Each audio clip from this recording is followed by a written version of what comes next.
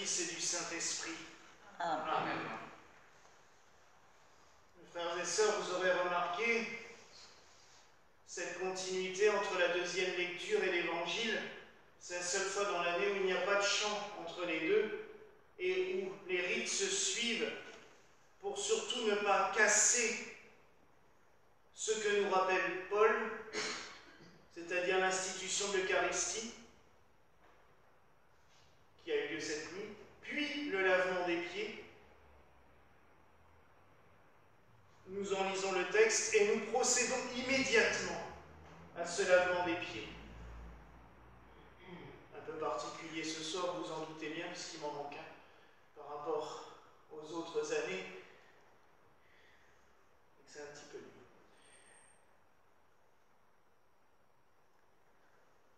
Nous avons, du coup, devant nous, dans ces textes, l'institution du sacerdoce. Il y en a un qui va être ordonné sous-diacre dimanche, c'est un petit cours aussi pour toi. Moi, je te disais il n'y a pas longtemps que le sacerdoce, il y avait aussi énormément d'épreuves. Et bien, tu vois, nous y sommes. Mais là, dans ces textes, nous avons l'institution du sacerdoce. Le sacerdoce, le ministère sacerdotal n'est pas seulement de faire la messe, l'Eucharistie.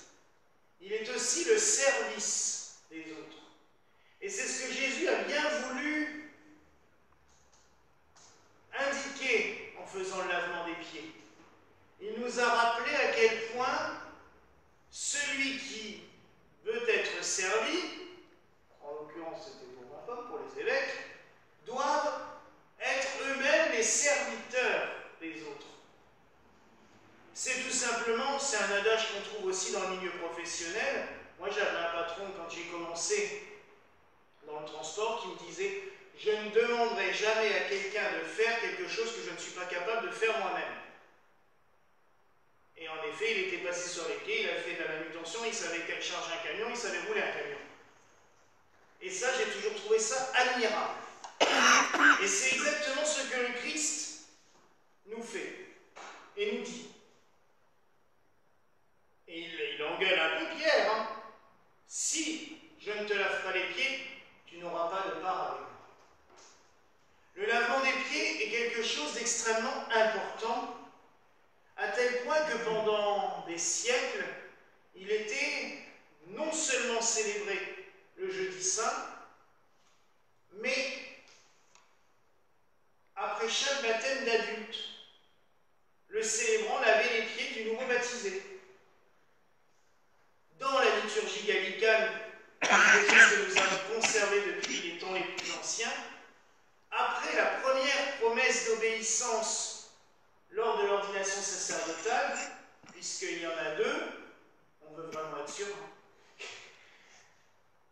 Tout au début de l'ordination, on demande « Est-ce que tu t'engages au candidat à servir l'Église et moi-même son représentant ?» Le candidat dit oui, et dans la liturgie gallicane, l'évêque lui répond « Soit, tu m'as promis obéissance, je te lave les pieds. » Et le célébrant, l'évêque, lave les pieds du futur prêtre avant même de faire tout autre rituel d'ordination. Et ça, pour moi, ça a été une évidence quand j'ai trouvé ça dans les liturgies. Et Monseigneur Glenn était tout à fait d'accord avec moi. Il a dit, mais c'est la moindre des choses. C'est ce que le Christ nous a appris. On ne peut pas vouloir diriger une communauté si on n'est pas capable de se mettre à son service. Et le prêtre, c'est cela aussi. Il doit être au service. Petite précision humoristique, il n'est pas la bonne à tout faire. Il doit être à son service.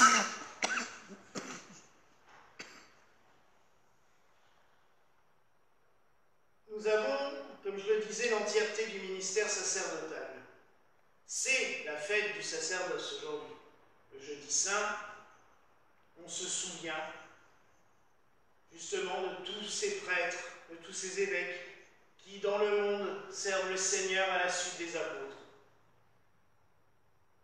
Il tombe bien plutôt aujourd'hui ce jeudi saint pour moi, puisque ça fait 21 ans aujourd'hui que j'ai reçu l'ordination sacerdotale. Et ça passe. Pas loin d'ici, hein, c'était à Wolfisheim, ça fait pas si loin que ça. Mais c'est vrai que c'est un souvenir impérissable. Même si il faut bien reconnaître que sur le coup, avec toute la préparation possible, on ne sait quand même pas exactement ce qui nous arrive. On a beau être préparé, avoir lu les livres, avoir étudié, avoir vu les autres prêtres, on ne sait pas tout. Mais il ne faut pas en avoir peur non plus, parce que la grâce divine est là. Et ça, il faut bien le reconnaître. Mais il n'y a pas que les prêtres qui ont un ministère sacerdotal, puisque, on nous le répète à longueur d'écriture, chaque être humain est prêtre, prophète et roi. Aux yeux de Dieu, nous avons toutes et tous un ministère à faire. Et là, je vais citer, il rigolait toujours parce qu'il m'envoyait un message après, tiens, tu as cité une de mes phrases, il était content. Je vais citer Monseigneur Glenn parce que c'est lui souvent qui prêchait le jeudi saint. Et il nous avait trouvé une image que j'ai trouvée magnifique toujours et qui est tellement d'actualité pour chacun d'entre nous. Vous savez qu'il y a 3 bases liturgiques qui contiennent l'Eucharistie, la patène, ce petit plateau sur lequel on présente l'hostie et sur lequel on reçoit l'hostie consacrée juste après la consécration. Il y a le ciboire, donc ce vase avec le couvercle pour conserver le Saint-Sacrement au tabernacle. Et enfin, il y a l'ostensoir, le soleil, où on expose le Seigneur aux yeux de tous. Et il nous avait dit un soir du jeudi saint, mes frères et sœurs, nous devons toutes et tous être une patène, un ciboire et un ostensoir.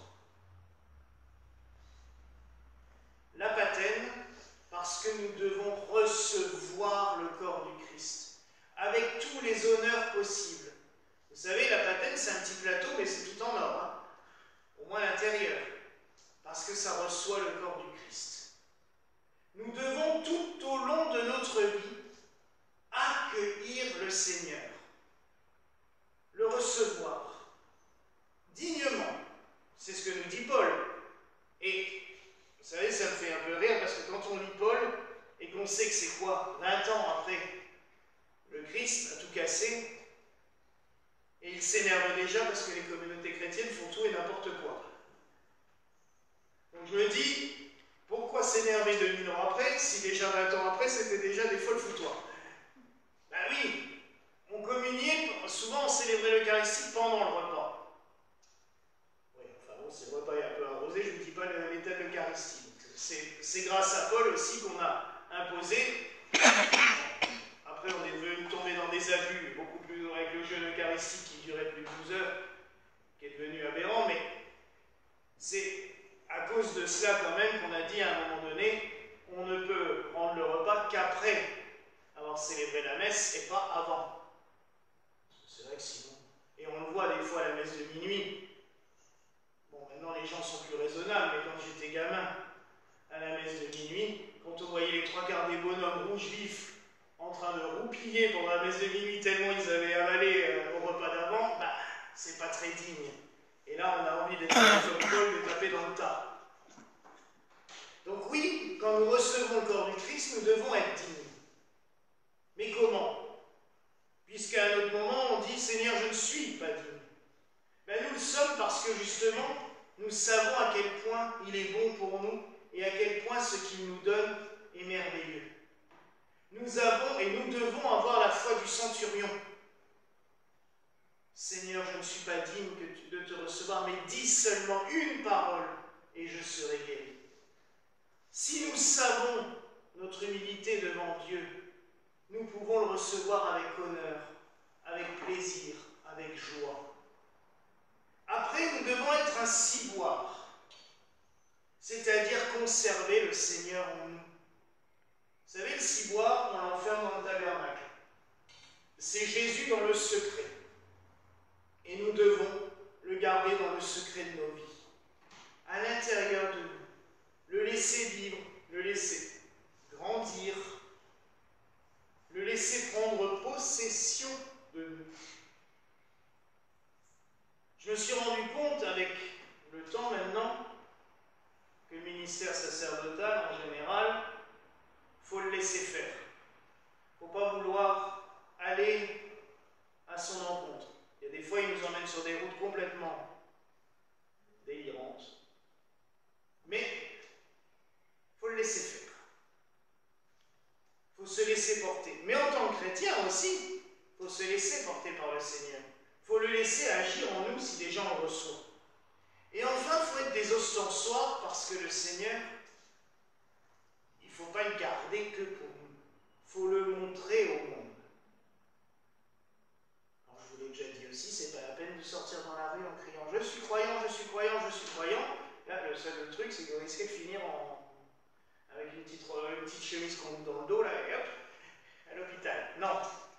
Mais rayonner du Christ. L'ostensoir, c'est un soleil. Avec le Christ en nous, nous devons rayonner du Christ. Nous devons briller du Christ. Que sa lumière, elle inonde partout autour de nous. Ayant reçu le Seigneur, que sa lumière, elle se répande, elle se communique tout autour de nous. Et vous voyez que ces images, du coup, ne sont pas anodines. Et qu'il y a une grosse matière à réflexion. Et que Monseigneur Glenn, qui nous disait toujours « Bon, de toute façon, ce que je raconte, ça ne sert à rien », ben si. Moi, cette image-là, elle m'a marqué profondément. Il y a 6 ou 7 ans, quand il nous l'a dit ici même, je me suis dit « Mais oui, c'est tellement ça ». Et maintenant, à chaque fois que je prends les vases sacrés en main, forcément, moi je les vois tout le temps, donc, mais ça me rappelle, oui, reçois le Seigneur dignement. Conserve-le toujours au fond de toi et rayonne-le autour de toi. Nous célébrons aujourd'hui l'institution de l'Eucharistie, le plus beau des cadeaux qu'il nous a fait. Le Seigneur s'est offert, a offert son corps et son sang pour chacun d'entre nous. Sur la croix, son sang a été versé pour nous. Nous avons lu, et dans les offices de la journée, il y avait tous ces textes qui parlaient de Moïse, du sang des boucs et des taureaux qui étaient répandus sur la terre pour pardonner nos péchés. Là, c'est le sang de l'agneau immolé sur la croix qui se verse. Et vous savez, le mystère du jeudi saint et du vendredi saint, c'est qu'une seule et même célébration. C'est pour cela qu'un des gestes que souvent les fidèles ne savent pas, c'est que le prêtre, l'après-midi du jeudi saint, il va au tabernacle et il vide toutes les hosties et les consomme. Tout ce qui reste. Fait le ménage. Ça, il faut chanter l'office avant, mais on consomme tout. Pour que ce soir, et c'est pour ça que le tabernacle est vide et que la lumière est déjà éteinte, pour que les hosties qui seront consacrées ce soir servent aussi à la communion de demain. Puisque demain, il n'y a pas de messe. C'est un seul et même office qui se poursuit. Le sacrifice du Christ a commencé le jeudi saint lors de la Cène et se poursuivra demain sur la croix. Ce sacrifice pour nous, l'agneau immolé qui s'est offert et qui se distribue, comme dit la liturgie orthodoxe, qui est offert, qui s'offre et qui est offert et qui se distribue, toujours et partout. Alors oui, mes frères et sœurs, accueillons le Seigneur, gardons-le en nous, faisons-le vivre en nous et rayonnons de lui partout autour de nous. Voilà la grâce que je nous souhaite en ce